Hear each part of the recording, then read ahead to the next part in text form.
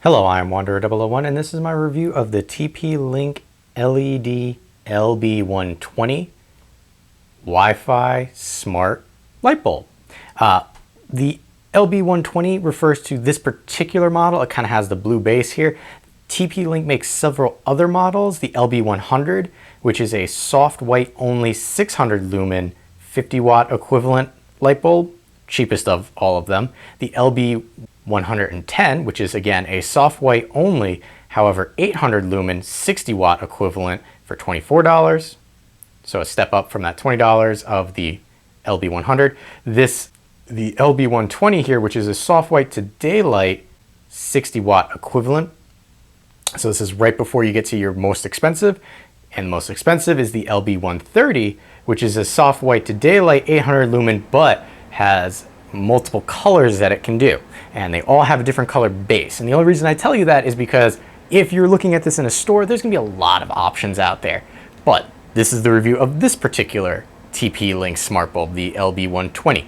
Now, I bring it out here as it's just a light bulb because most people think it's just a light bulb. Up here you have your dome, plastic dome, which is nice. Here you have pretty much what equivalates to the smarts, the Wi-Fi capability, and the heatsink. The heatsink itself does get a little warm if the light bulb is left on for, long amount of time. Well, most LED light bulbs do because of the heatsink. It might be a little hard to see there, but there is actually a LED ring in there, and that's how it projects the light out. Now, it does give nice coverage as opposed to some other LEDs that I've seen. In comparison, size-wise, let's take you through the history of light bulbs here. This is a incandescent light bulb, which you'll notice is remarkably smaller than this because it doesn't need to do anything except turn on and burn your money. Moving down the line, you have a compact fluorescent or CFL equivalent.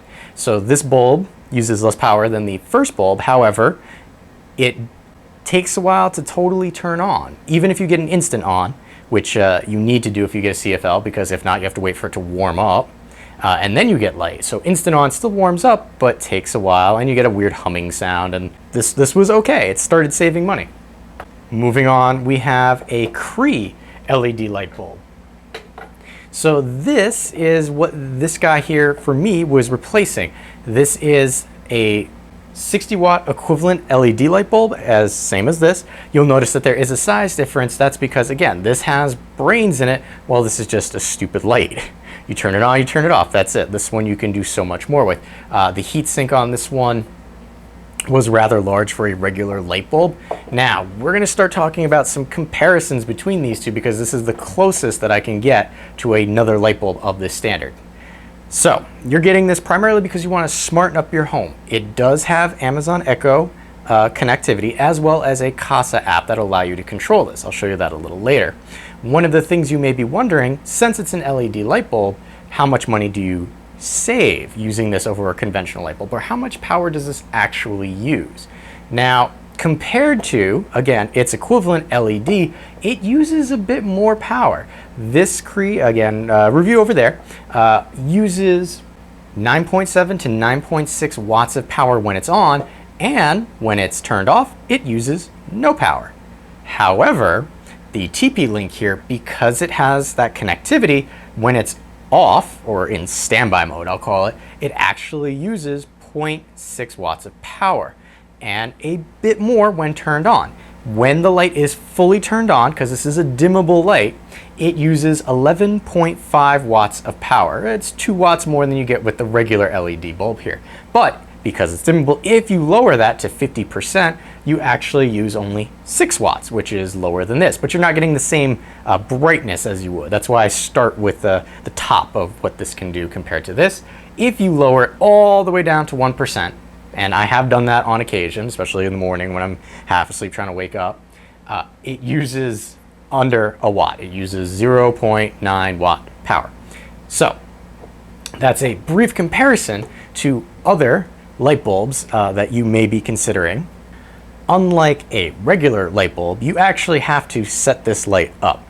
You can just turn it on and it'll start working, but you're getting this because you want to smarten up your home. So let me show you what it looks like to set up the TP-Link LB120 here.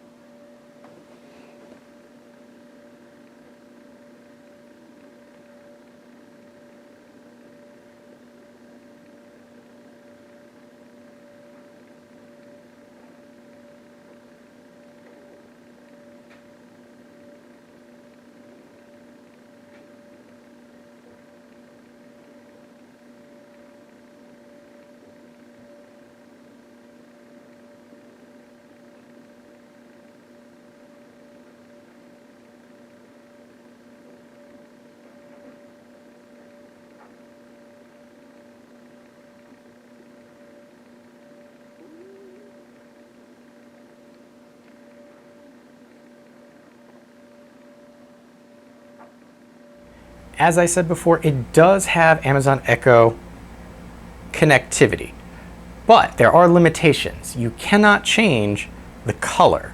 So this does have that warm and cool light. You can change that from the application, but not using your Amazon Echo.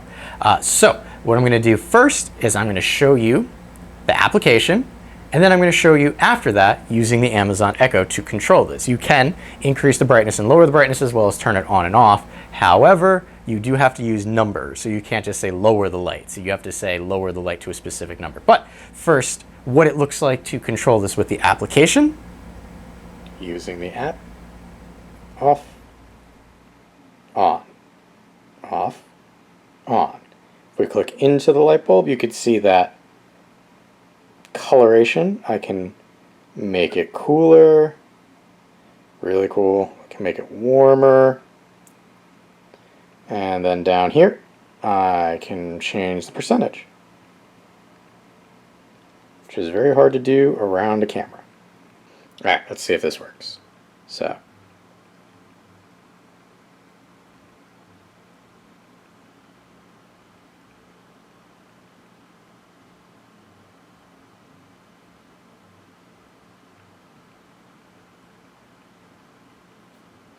there you go. And this is what it's like to use your Amazon Echo device to control the light bulb. Alexa, turn on bedroom light. Okay. So here you can see that the top part of the bulb is very bright, but it does shine up and down very nicely.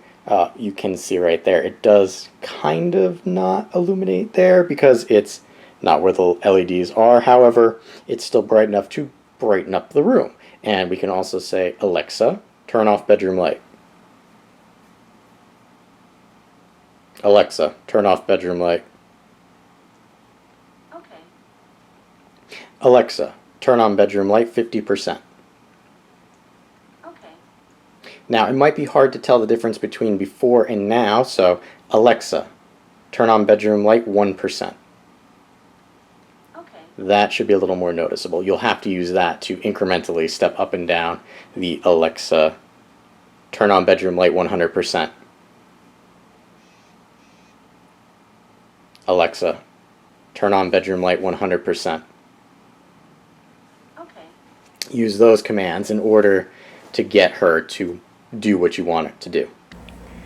What we're looking at here is the main screen for the Kasa app. When you first launch it, this is the screen that you land on as long as you've created an account and everything.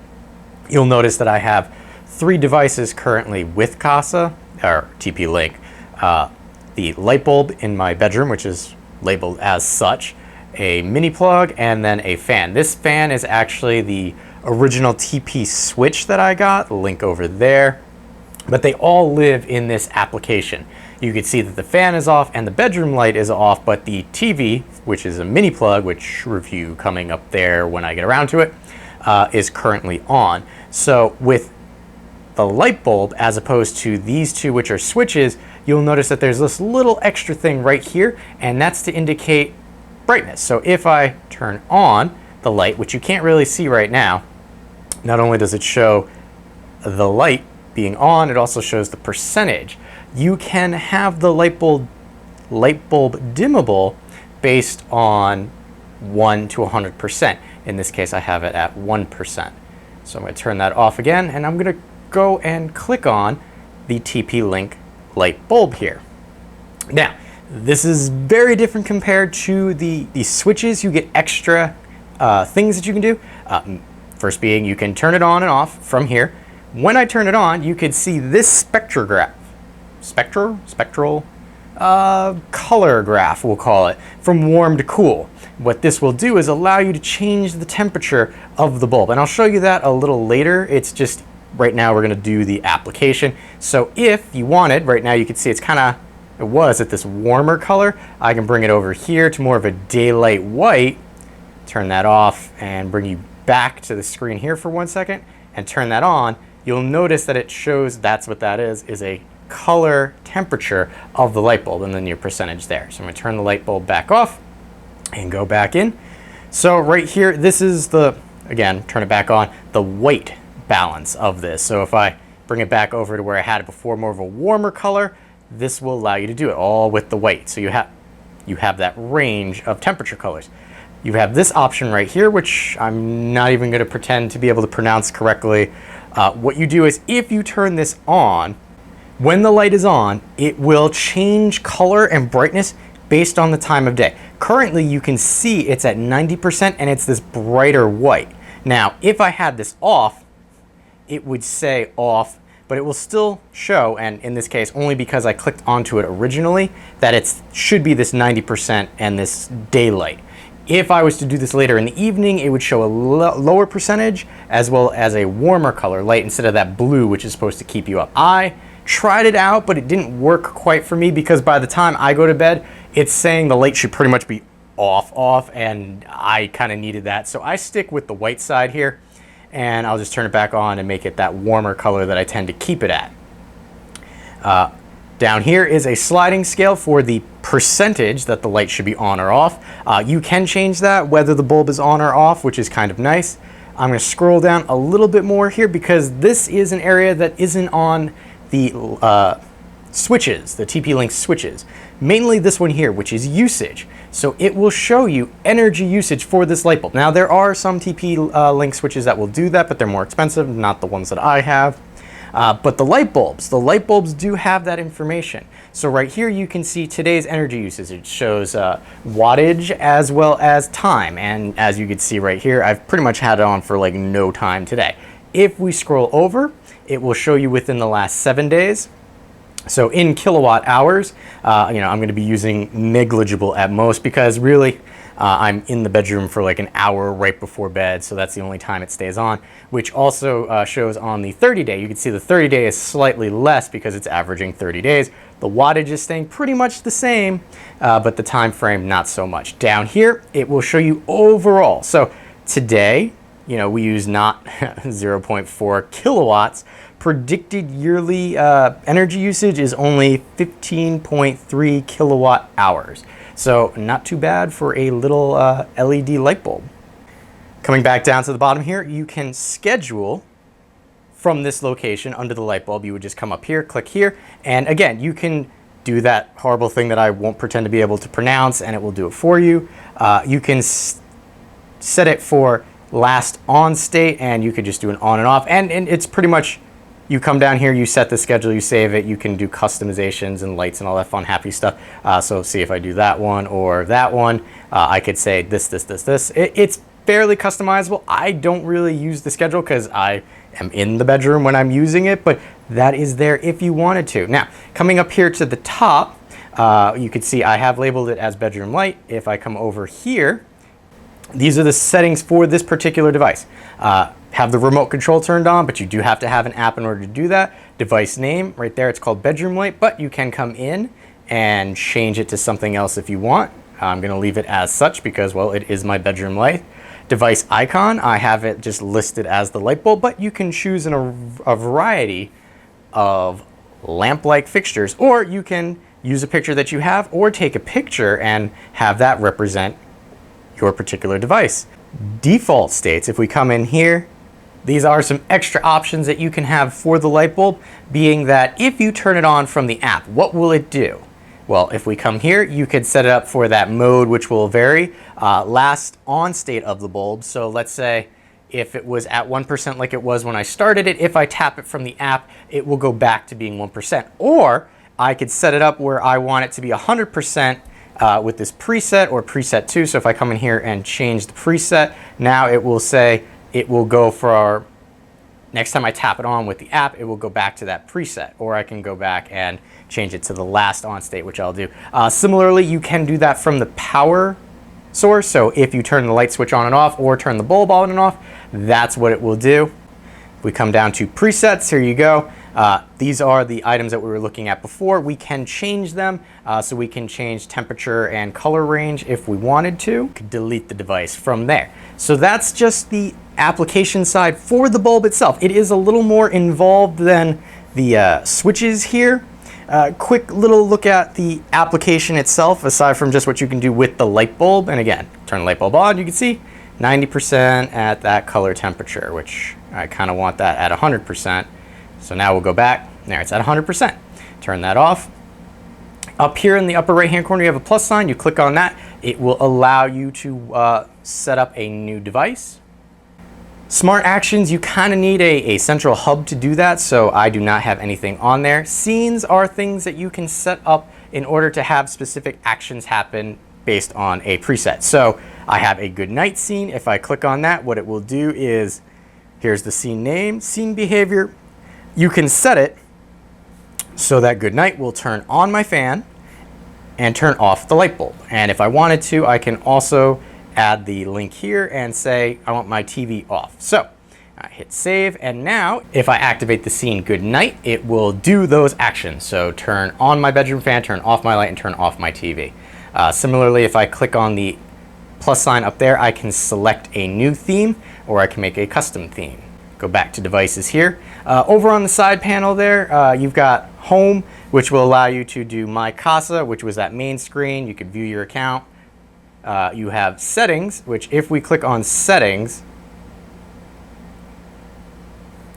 this will allow you to change location and time for your account as a whole. And this is the only place that you can check for firmware of your devices. So if I click on that, what it's going to do now is the 3 TP-Link items that I have, it's going to go through and try and see if there's any firmware updates.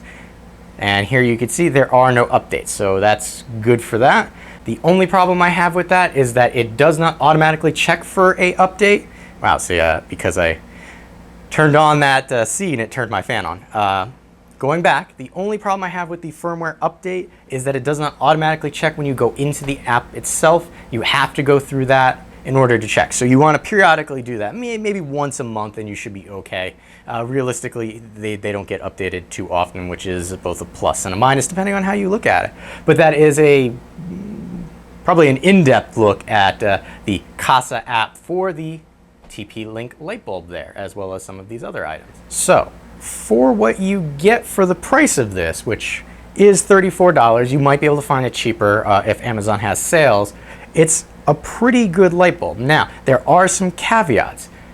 This TP-Link light bulb has disconnected itself from both Echo as well as the app several times, so probably 3 times in the 8 months that I've had this bulb. What you do is you turn the power on, turn the power off, and then turn the power back on. It reconnects, you're okay.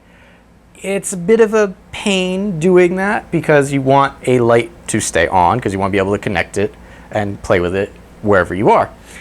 The heating up of it, not terrible. Again, the Cree LED light bulb did about the same without having the smarts in it. One thing to consider, TP-Link does not use a hub for its smarts. Some smart home devices use a hub in order to connect your devices. This is a standalone device that connects to your Wi-Fi.